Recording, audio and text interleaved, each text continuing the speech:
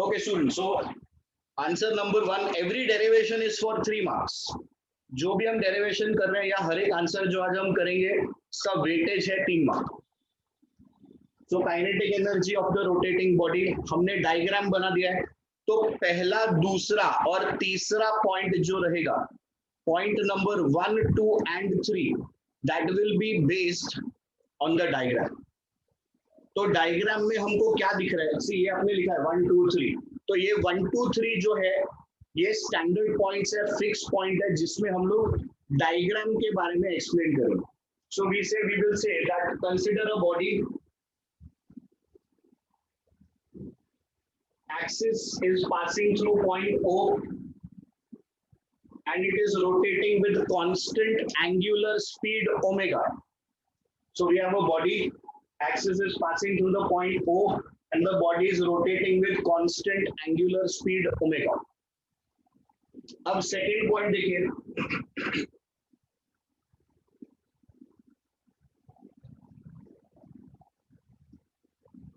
the body will be distributed into masses, and what are going to be the masses? The masses are m1, m2, m3 and so on, dot dot dot mn.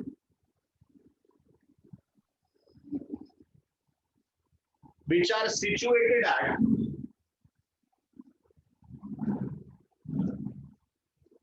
R1, R2, R3, dot dot dot R. तो point number 2 में देखिए आपने M और R लिख दिया। अब क्या बचा, अब आपका देखो ये V वाला टर्म बच गया। तो अब जो तीसरा पॉइंट रहेगा उसमें हम वेलोसिटीज लिख देंगे। So therefore the linear velocities are going to be v1 is r1 omega, v2 is r2 omega and so on.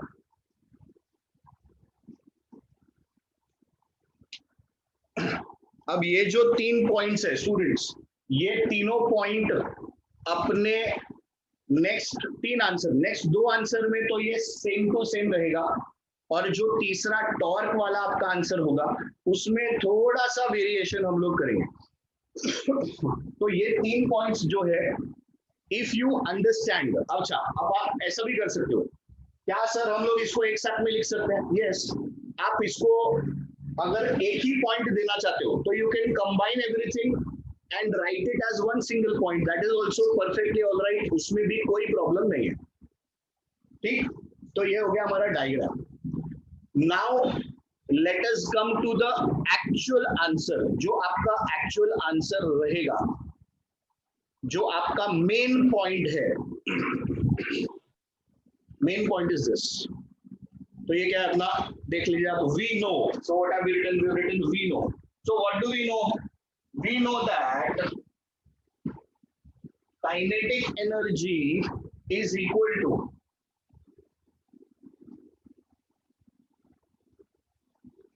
Half m v square. तो जो भी अपना रिलेटेड फॉर्मूला है वो हम इधर लिख लेंगे। तो अब हमको किस में डीलिंग करना है? हमको डीलिंग करना है काइनेटिक एनर्जी। तो we will say kinetic energy is given by this formula. Now please observe, so therefore kinetic energy for particle 1 of the first particle, या फर्स्ट पार्टिकल में लिख सकते हो, Ke1 is equal to half m1 v1 square। But v1 को हम क्या लिख सकते हैं? v1 को हम लिख सकते हैं r1 omega the whole square. माने देखो v1 is equal to r1 omega. So therefore Ke1 आपको क्या मिल जाता है? Ke1 अपने को मिलता है half m1 r1 square omega square. ये देखिए आपका Ke1 आ गया अपने पास। एक बार Ke1 आपको अच्छे से समझ में आ गया, एक बार फिर से देख लीजिए। Kinetic energy half mv square, पहले पार्टिकल के लिए लिया Ke1, उसको लिखा m1 v1, m1 वैसा का वैसा ही रहेगा, v1 is equal to r1 omega, ये आपने सब्स्टिट्यूट कर दिया इस जगह पे, स्क्वायर कर दीजिए, ये आपके पास आ गया आंसर। अब एक बार ke1 आ गया, अब बताओ ke2 क्या होगा, देयरफॉर ke2, अब आप इसको डायरेक्ट लिख सकते हो, half m2 r2 square omega square. अब ke3 ke4 and very good Tanish and so on, ठीक है, तो therefore ke3 is equal to half m3 r3 square omega and so. अगर आप 2 के बाद में लिखना चाहोगे तो भी चलेगा, कोई प्रॉब्लम नहीं है, ठीक है। तो यहाँ पर 1 2 एटलीस्ट 2 तो जरूर दिखाना, तीसरा न भी दिखाओ तो चलेगा, कोई प्रॉब्लम नहीं। Therefore kinetic energy rotational is equal to ke1 plus ke2 dot dot dot KEN।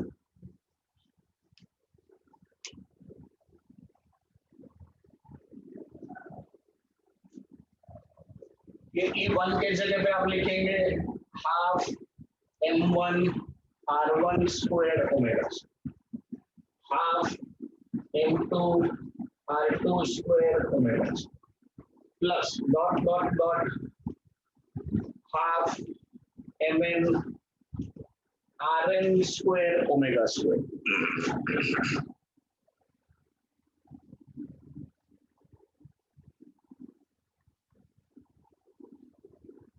अब यहाँ पर हाफ कॉमन है और ओमेगा स्क्वायर कॉमन है, तो हाफ और ओमेगा स्क्वायर को हम लोग कॉमन ले लेंगे, तो अपने को हाफ कॉमन मिल गया,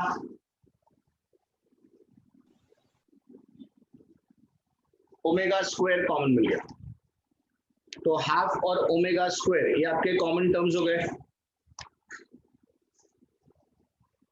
अंदर क्या बचेगा, m1 r1 square plus m2 r2 square plus ऐसा करते करते mn rn square, and if you recollect ये होता है moment of inertia I, this is represented by moment of inertia I।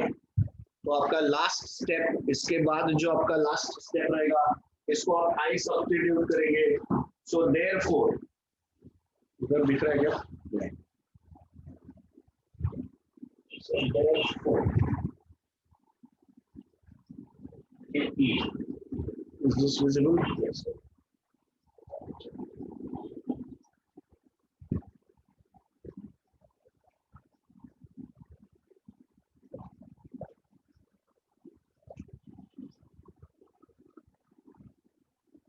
Kinetic energy is equal to half I omega square.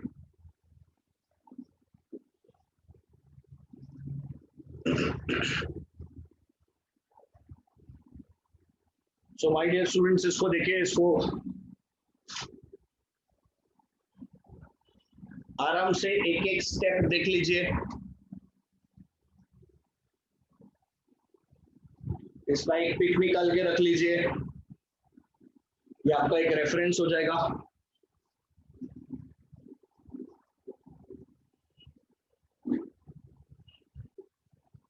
की शुरुआत करते हैं। So angular momentum of the rotating body, same to same diagram, पहला 3 point exactly the same, इधर पे कुछ भी change नहीं होगा।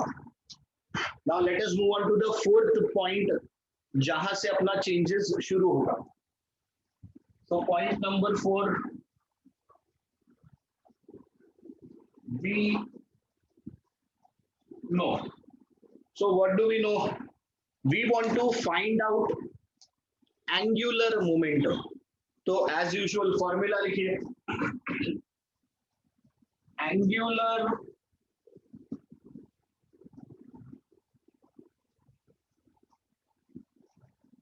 तो जो अपना एंगुलर मोमेंटम होता है, angular momentum is equal to what, it is equal to linear momentum, शाबाश Tanish, it is linear momentum multiplied by the perpendicular distance. अब angular momentum, it is given by the letter L. Linear momentum is P into R. But linear momentum जो है उसको हम लोग लिखते हैं mv. So this is mvr. L is p into r, p is mvr. तो ये अपना बेसिक फॉर्मूला है जिसके ऊपर अपन अब आगे का answer develop. So therefore angular momentum of particle 1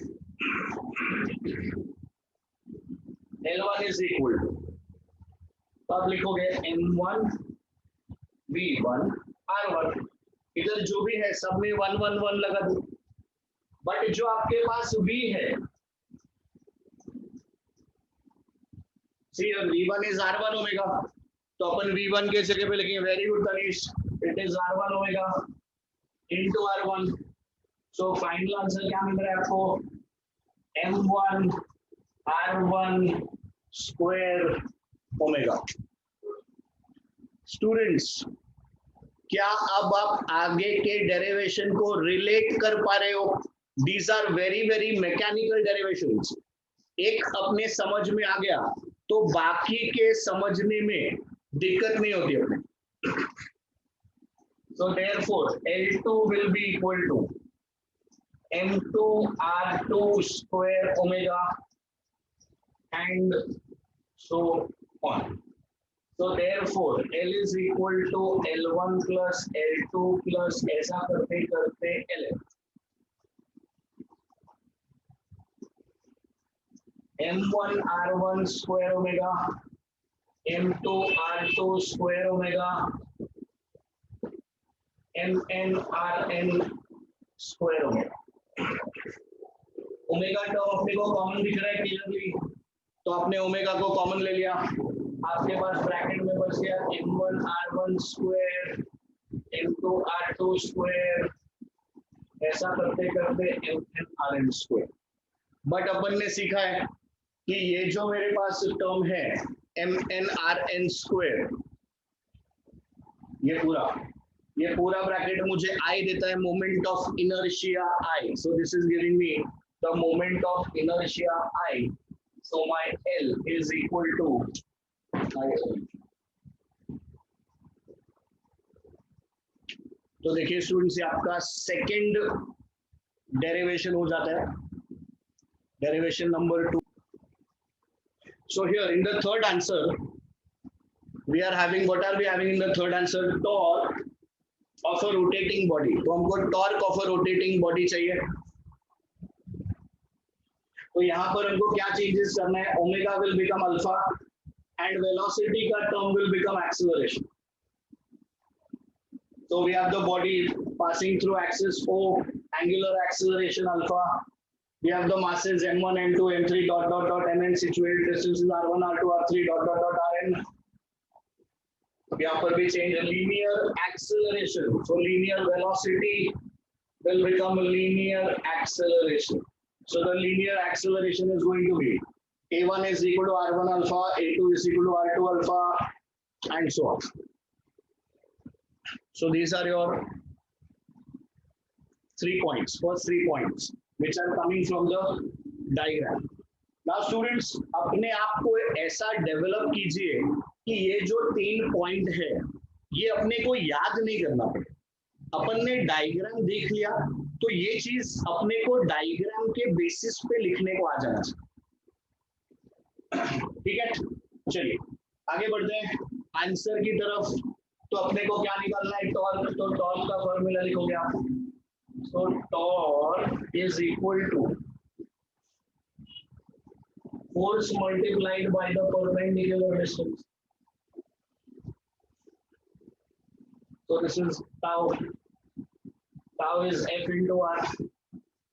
But F is ma. So this is MAR.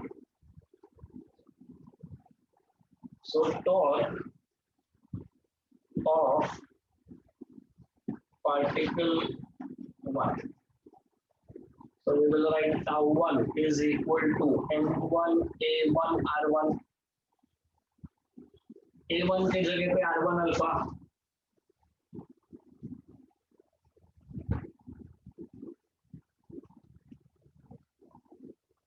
So my dear students, I hope आप आगे का आंसर आपको अब दिखने लगा होगा.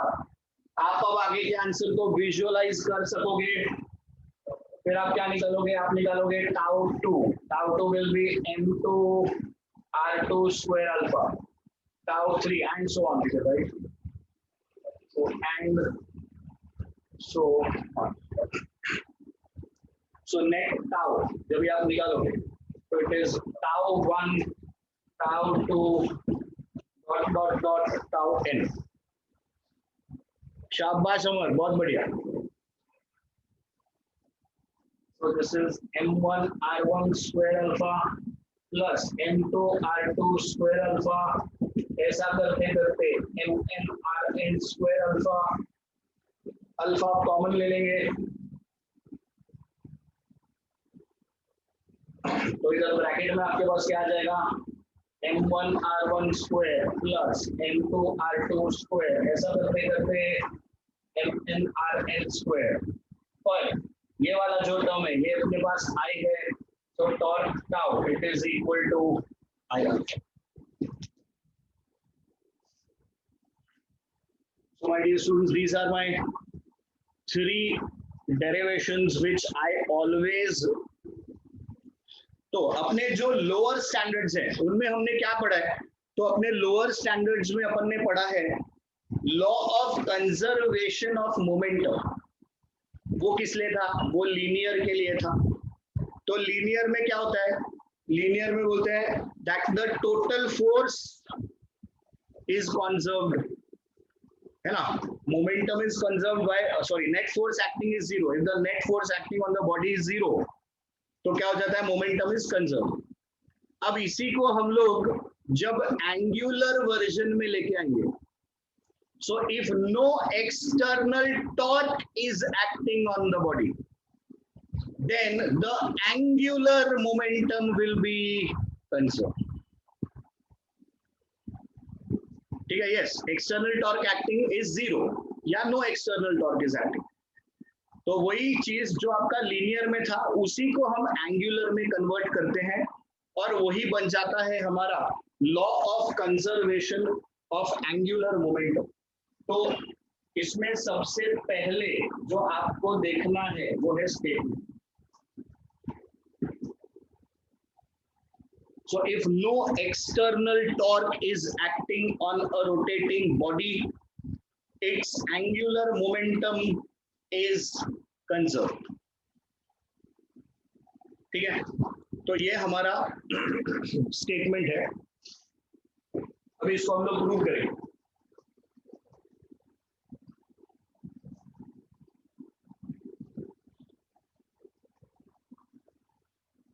So we will begin with torque. Tau is equal to I alpha. ये मालूम है हमको. But what is alpha? It is d by dt of omega. इसको अल्फा बोला जाता है, right? d by dt of omega is alpha. Now since the axis is not going to change, इसका मतलब आपका मोमेंट ऑफ इनर्शिया भी एक constant है यहाँ पे, और क्योंकि वो कांस्टेंट है तो मैं उसको इस d by dt के अंदर लेके जा सकता हूँ. So we can write d by dt of I omega. So basically हमने कहाँ से चालू किया? Torque. Torque is what? I alpha. But what is alpha? d omega by d. I क्योंकि कांस्टेंट है तो हम इसको अंदर लेके जा सकते हैं. अभी इसका आप क्या लॉजिक दे सकते हो? या आप लिखते हो ना d by dx of k f of x. This is equal to k d by dx of f of x. ये वही स्टोरी है. तो जब ये ऐसा अंदर से बाहर जा सकता है तो मतलब बाहर से अंदर भी आ सकता है. तो आई को हम लोग ने अंदर डाल दिया ब्रैकेट के, तो हमारे पास आ गया D by d t of I omega. अब इसको हटा रहा हूं मैं, चलिए अब ध्यान दीजिए, as no external torque is acting, external torque acting कितना है आपका, नो एक्सटर्नल टॉर्क, मतलब tau is equal to 0, therefore d by d t of I omega is 0। तुम्हारा मैथ्स का टीचर चिल्ला चिल्ला के बोलता है तुमको, derivative of a constant is 0। So because the derivative of a constant is 0, यहाँ पर मेरे पास derivative of I omega is 0, इसके लिए मैं क्या बोल सकता हूँ, मैं बोल सकता हूँ I omega is constant, but what is I omega? I omega is L, so that means L is constant, मतलब क्या, मतलब angular momentum is conserved। Mathematically बहुत बहुत इंपॉर्टेंट कॉन्सेप्ट है, mathematically I1 omega 1 is equal to I2 omega 2। Again this is similar to ये आपने जो 11th में 10th में पढ़ा रहेगा, M1 V1 is equal to M2 V2।